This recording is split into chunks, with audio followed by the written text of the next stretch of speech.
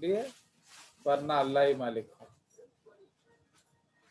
चलिए, सो अब हम लोग चले जाएंगे second step of the biochemical theory. तो हम लोग पढ़ रहे हैं बेसिकली बायोकेमिकल थ्योरी, साउंड कम करो, biochemical theory of origin of life.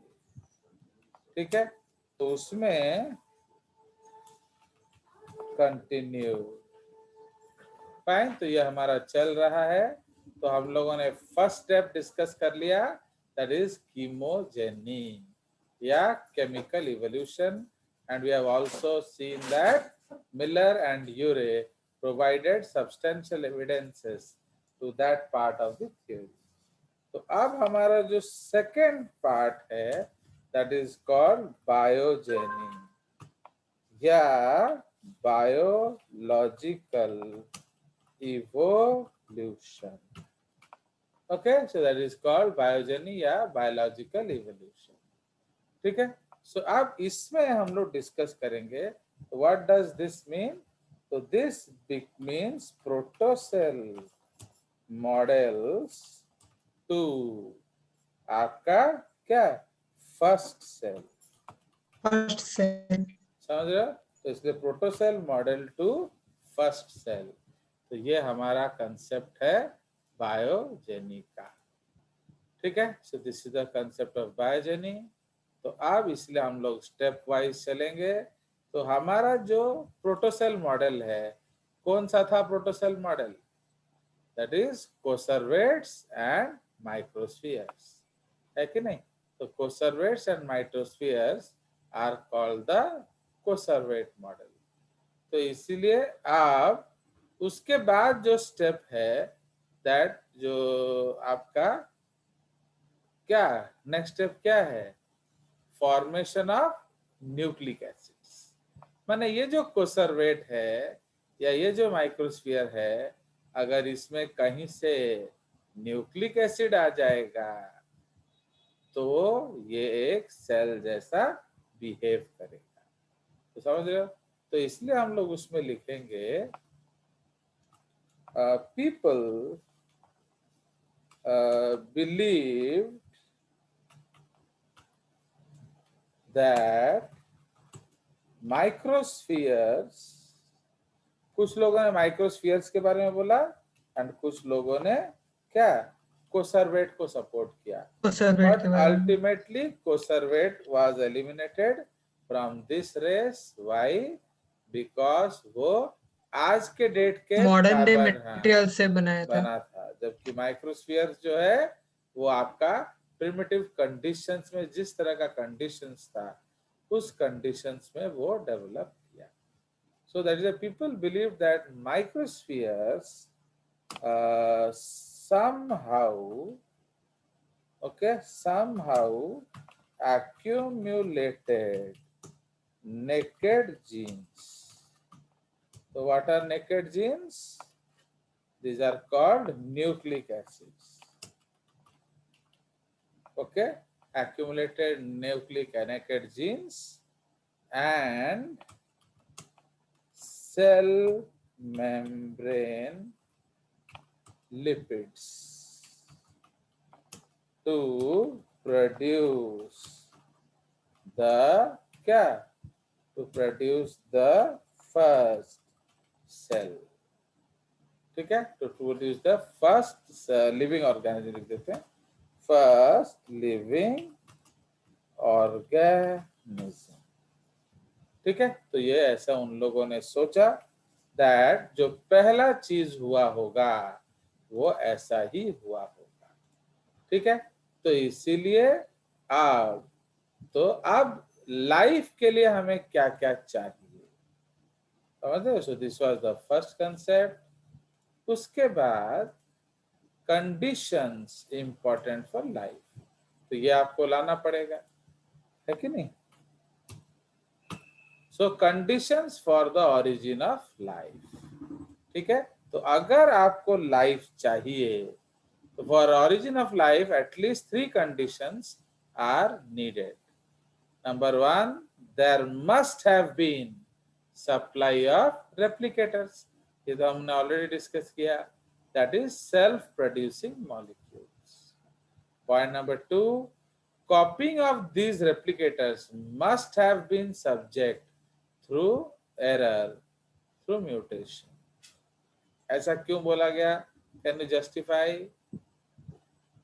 पर जनरली हमें स्टेबिलिटी कहना चाहिए था, बट ये म्यूटेशन को क्या बोल रहा है?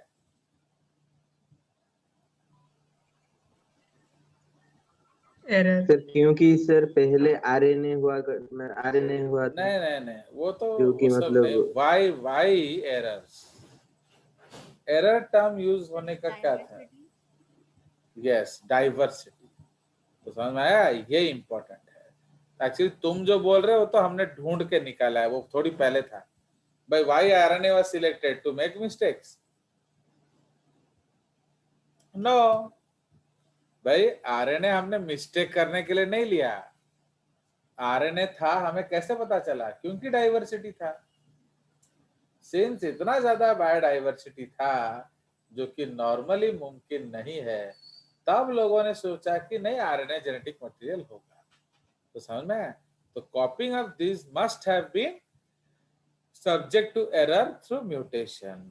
सो बिकॉज यही वेरिएशन का कारण होगा, क्योंकि हमने देखा बहुत तरह के। और अब देखो, इवोल्यूशन का मतलब क्या है कि नए फॉर्म्स का आना। अगर आपका नया फॉर्म आएगा ही नहीं, so there is no evolution, वो तो स्टैटिक पॉपुलेशन है। तो इसलिए कब इवोल्यूशन होगा? जब म्यूटेशन होगा। म्यूटेशन होने से क्या होगा? गड़बड़ी होगा। गड़बड़ी होने से क्या होगा? उसको सुधारने का मौका मिलेगा एंड डाइवर्जेंस का मौका मिलेगा। एक तरह का ऑर्गेनिज्म से अनेक तरह के ऑर्गेनिजम्स बनने का मौका मिलेगा। ठीक है? So that is the case. Now the system of replicators must have required a continuous supply of free energy and partial isolation from general environment। समझ रहे हो? तो अगर आपको देखना है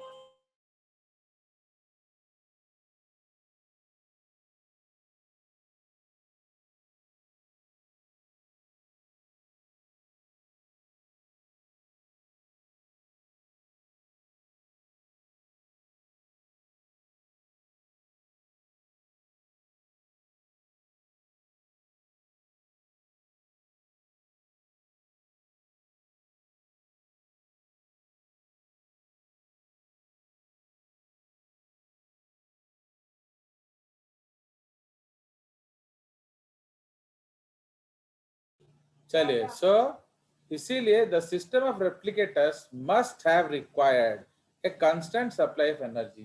तो एनर्जी नहीं दोगे तो आपका इवोल्यूशन कैसे होगा? क्या कैसे होगा? प्लस आइसोलेट करना पड़ेगा। ओके, आइसोलेशन का जरूरत क्या है? अब अगर गौती को लड़कियों के पास बिठाओगे तो वो जिंदगी में मेडिकल नहीं देगा, ये तो हम सब जानते हैं ना। क्या बोल रहे हो रश्मि? अगर गौती के क्लास में गर्ल्स होंगे तो जिंदगी में मेडिकल नहीं बनेगा। हाँ, पेशेंट जरूर बन सकता है कि नहीं? तो दिल का जो प्रेम रोग जो गाना ऐसे गाओगे और क्या? ओके, मुझे कुछ नहीं है भाता जब रोग ये लग जाता, मैं हूँ प्रेम रोगी, मेरी दवा तो कराओ। वो आया कि नहीं गौती? हाँ गौती, गति कृष्ण रो पड़े नहीं, वो आया नहीं होगा, वो सो रहा होगा क्लास में। तो एक्चुअली उसका मम्मी ने उसका नाम जानबूझ के कृष्ण रखा ना। गौती कृष्ण का मतलब क्या है? जो भागता भागता लव करेगा, है कि नहीं? कृष्ण जी जैसे बिहेव करेगा, बस भागते भागते। चलो, इसका मतलब तो समझ रहे हो। इसलिए अगर आपको गौती से नीट क्लैरिफाई, तो why Gauti was doing well, उसका मम्मी समझती नहीं थी, हर समय आके कंप्लेन करती थी, मेरा बेटा को ये लोग पढ़ाते नहीं है, आकाश में नहीं भेजते हैं, आलन में नहीं भेजते हैं।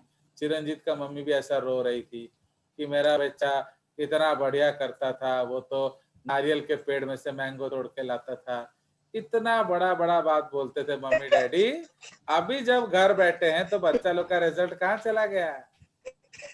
तो समझ में आया। तो आप श्रद्धा मैडम का मजा आया कि नहीं। तो जो वो बेचारी तुम लोग को हॉस्टल में रख के रिजल्ट लाती थी, तो दैट इज आइसोलेशन। समझ में आया। तो आप समझ में आया कि तुम लोग को हॉस्टल में रखना क्यों अनिवार्य है। अदरवाइज तुम दूसरा माने नारियल के पेड़ से मैंगो का फल तोड़ के लाओगे। तो जस्ट लाइक दैट। समझ में आया।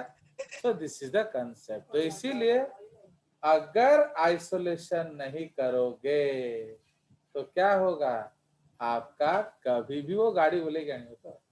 तो अगर आइसोलेशन नहीं करोगे तो कभी भी टाइगर टाइग्रेस के पीछे ही पड़ेगा। समझ रहे हो। तो अगर टाइगर को टाइग्रेस दोगे तो वो गैया के पीछे क्यों पड़ेगा। तो that is why tiger will always marry tigress. But अगर टाइगर को टाइग्रेस नहीं दोगे, गैया दे दोगे, तो जब दिल मांगे मोर तो गैया के पीछे पड़ेगा। एंड तो ऐसा हो सकता है कि कोई नया स्पीसीज बन जाए। तो समझ रहे हो। तो इसीलिए आइसोलेशन अनिवार्य है। तो isolation is compulsory because isolation will give you a क्या स्ट्रिक्टनेस। तो उसी तरह जैसे हॉस्टल में वो जो प्रोफेसर चिल्लाते थे, कोई भी फैसिलिटीज नहीं देते थे, तो उससे तुम लोग का सारा ध्यान पढ़ाई में लगता था। अब आयुष्मान सेनापति कितना अच्छा पढ़ता था स्कूल में, पर जैसे ही घर में गया पता नहीं वो क्या कर रहा है, पढ़ाई उसका चला गया है कि नहीं। तो लाइक दैट। तो जैसे इसलिए कोई भी 70 नहीं लाया। सौम्या कितनी सौम्य थी यहाँ बैठ बैठ के, बट अब पता नहीं वो वहां क्या कर रही है। जागृति पता नहीं केजरीवाल के साथ क्या कर रही है। इसलिए there is no result of your batch, that is because of no isolation. तो समझ में आया। इसलिए हॉस्टल का मतलब समझ में आया एंड सो ऑन। हाँ से आते नहीं था तो पर क्लास से फोन है क्लास क्लास तो रोटा कौन आसी। तो समझ में आया। सो दिस इज द कंसेप्ट। इसीलिए बिना आइसोलेशन का इवोल्यूशन नहीं है। इसलिए हम लोग इसको डायनामिक्स में पढ़ेंगे। तो डायनामिक्स ऑफ इवोल्यूशन में हम लोग क्या पढ़ेंगे, that isolation is essential for evolution. तो समझ रहे हो। तो अगर आपको कीमोजेनी से बायोजेनी एंड बायोजेनी से कॉग्नोजेनी करना है तो बेटा आइसोलेशन तो करना पड़ेगा। ठीक है। चलिए तो अब म्यूटेशन होने का कारण क्या है, द हाई टेम्परेचर। तो ये बॉय, तो ये जो हाई टेम्परेचर है अर्ली अर्थ का, वो सबसे बड़ा। हाँ बोलो, हाँ बोलो बोलो क्या दुख है। हाँ हाँ, और तू क्या भूख रहा है। चलो तो मैक्स एक्चुअली अमेजन वाला आया है तो सर हाँ बोलिए। सर जो रेप्लिकेटर्स को सर आइसोलेशन में वो बात सर मतलब उसे आइसोलेशन में नहीं रहेगा तो सर काम नहीं कर पाएगा। हाँ काम करेगा बट कुछ बढ़िया नहीं कर पाएगा। समझ रहे हो। तुम लोग काम नहीं कर रहे हो क्या, तुम लोग मम्मी का सब्जी काट दे रहे होगे, ओके, घर में झाड़ू वाड़ू मार दे रहे होगे, कितना काम कर रहे हो, बट वो काम से नीट नहीं होता है। तो इसलिए नीट अगर चाहिए तो कुछ और काम करना पड़ेगा, विद्या अध्ययन करना पड़ेगा, जेजेस को फॉलो करना पड़ेगा, ओके, कालू को नहीं फॉलो करना पड़ेगा। हाँ हाँ हाँ। सो इसीलिए तो समझ में आया। तो ये सब चीज आपको समझ में आना चाहिए था जा तो समझ लो भाई। चलिए समझ में आया। तो इसलिए आइसोलेशन का जरूरत क्या है, ताकि आप जैसे अभी देखो, आप एक जू में एक टाइगर को एंड एक काव को रख दो, ओके, चलो टाइगर एंड लायनेस को रख दो, तो आप क्या होगा, विल दे मेट,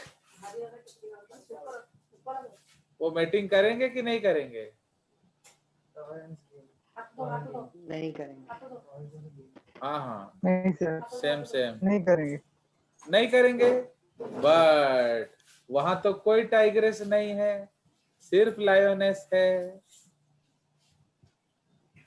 अब जैसे गौती को अगर हम अफ्रीका भेज देंगे तो वहां उसका वो शादी करेगा ना नहीं करेगा? बोलो। नहीं करेगा। नहीं करेगा। बट कब तक? नहीं करेगा।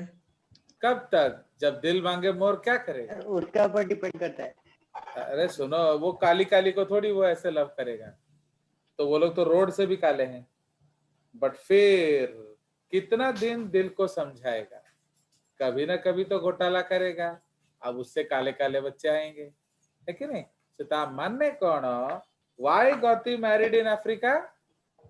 Because he did not have any other option. तो बिना आइसोलेशन के कुछ जघन्य नहीं होगा, एंड जब तक जघन्य नहीं होगा इवोल्यूशन कैसे होगा? तो समझ में आया? So that is the concept. How reptile will produce a fish, will produce a bird? There has to be some problem, है कि नहीं? तो just like that, समझे? चलिए, तो ये हमारा रिक्वायरमेंट्स है। तो अगर आपको इवॉल्व करना है तो आपको ये सब चीजें लाना पड़ेगा। एंड म्यूटेशंस के लिए हमारे पास बहुत ज्यादा रिसोर्स था। क्या रिसोर्स था? High temperature. So we had very high temperature. तो जब वेरी हाई टेम्परेचर था तो क्या हुआ? बोलो। तो जब वेरी हाई टेम्परेचर था तो आपका ये पॉसिबल हो पाया।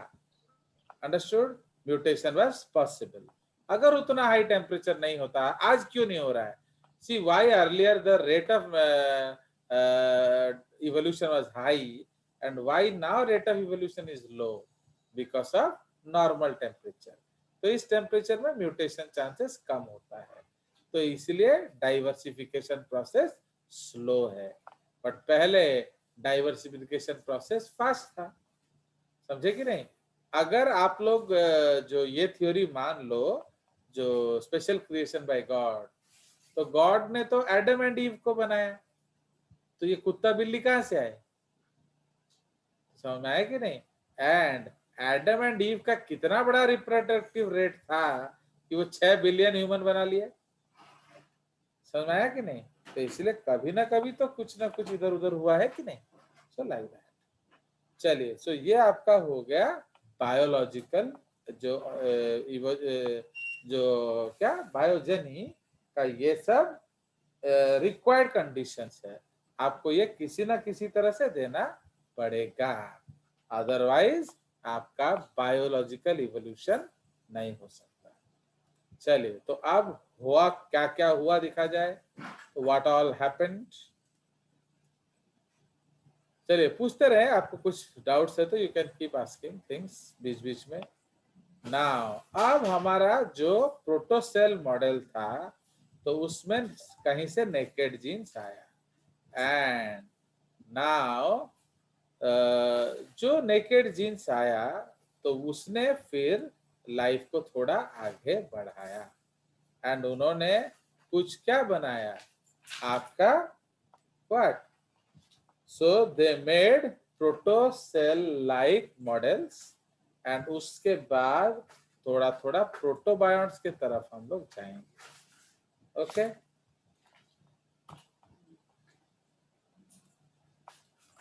so the nucleic acids were like naked genes. Their formation was first step to enter the vaguely defined frontiers between life and non-life. तो जो लाइफ एंड नॉन लाइफ है इसका जो बाउंड्री है वो बहुत वेग है, तो उसको क्रॉस करने के लिए आपको ये नेकेड जीन्स ने मदद किया। So due to segregation, okay, giant molecules of nucleoproteins, okay, giant molecules of nucleoproteins were formed by the union of nucleic acid and proteinoid molecules. ठीक है? तो अब आपका डीएनए अलग था, प्रोटीन अलग था। पहले हम लोग क्या सोचते थे?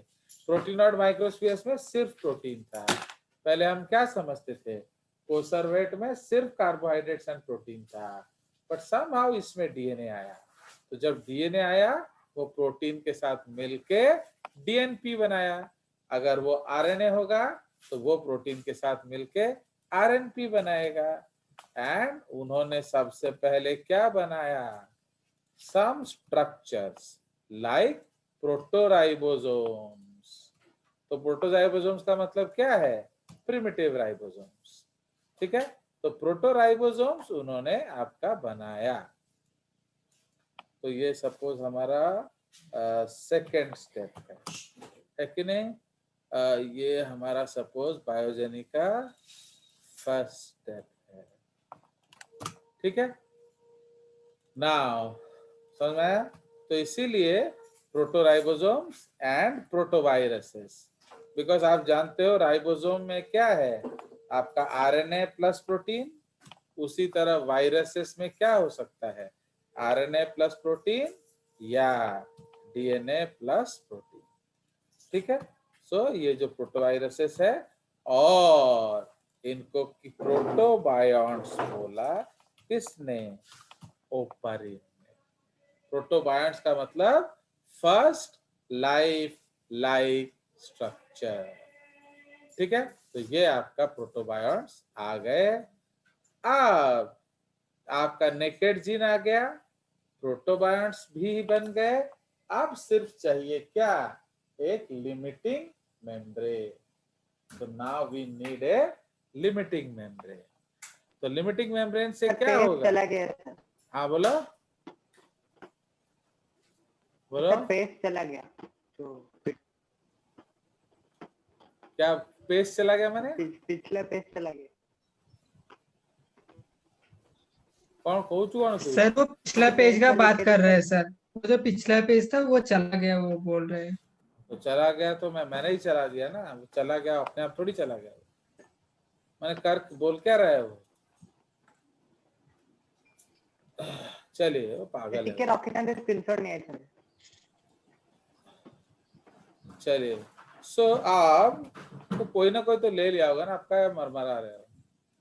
चलिए, तो अब हमारा जो सेकंड स्टेप हो गया, अब हम लोग करेंगे थर्ड स्टेप। ठीक है, थर्ड स्टेप में अब आप लोग अपना गलती भी तो नहीं समझ रहे हो ना, इसलिए आप लोग का हारना जरूरी है। Because unless until you lose, how people will know कि रश्मि जैसे बच्चे भी हार सकते हैं, है कि नहीं। चलिए, सो इसलिए कभी कभी किसी को सबक सिखाने के लिए किसी का हारना जरूरी है। तो your batch will give the sacrifice for others to understand, है कि नहीं ना। क्या बोल रहे हो बताओ। तुम लोग अपना सर्वस्व त्याग करके दूसरे बच्चों को सिखाओगे कि जेजेस पे भरोसा करो एंड कालू पे मत करो। समझ में आया कि नहीं। चलिए, सो इसीलिए अब हमारा देखिए, तो the following events, the formation of primary organisms या फर्स्ट ऑर्गेनिजम्स। प्राइमरी का मतलब क्या है, फर्स्ट, तो उसको हम इयोबायोन्ट्स कहते हैं। ठीक है, नाउ तो अब कैसे आए होंगे वो, the following events could have been responsible for the formation of first living cell. Problem क्या है, वो बोले कुछ नहीं, ना ही उन्होंने कुछ लिख छोड़ा, तो हमको कैसे पता चलेगा कि वो कैसे आए थे। तो इसलिए हम लोग अपना गेसेस कर रहे हैं, वी आर गेसिंग दैट ओ हो इस तरह से आया होगा, उस तरह से आया होगा, एंड सो ऑन। समझ में आया। चलिए, तो ओके, चलिए, so due to the tendency of organic macromolecules, bold option था क्या, ओके, इसको हम बोल्ड हटा देने से होगा। Hello sir. हाँ बोलो। सर अभी तक क्या साइंटिस्ट लोग अभी तक एक प्रॉपर लिविंग सेल बना चुके हैं? हाँ, उसमें क्या है, तो पहले लिविंग सेल बनाए हो ना बनाए हो, बट सेल लाइक तो बना ही लिए जब हम जेनेटिक कोड किए थे। तो हर चीज जो सेल किया था हम बिना सेल के कर लिए सेल फ्री सिस्टम में। चलिए, so these contain more than one types of proteins. So due to the tendency of macromolecules to aggregate, large colloidal particles were formed. उनको हमने क्या कहा? कोसर्वेट्स. These contain more than one types of proteins. अभी आ गया nucleoproteins and other organic molecules in various combinations.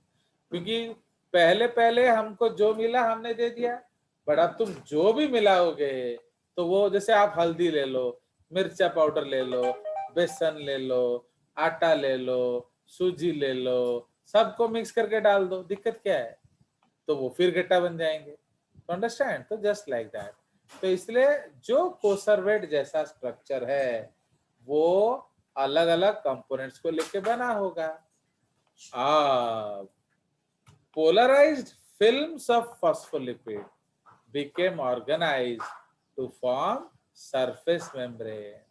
तो देख रहे हो, अब आपका membrane आ गया.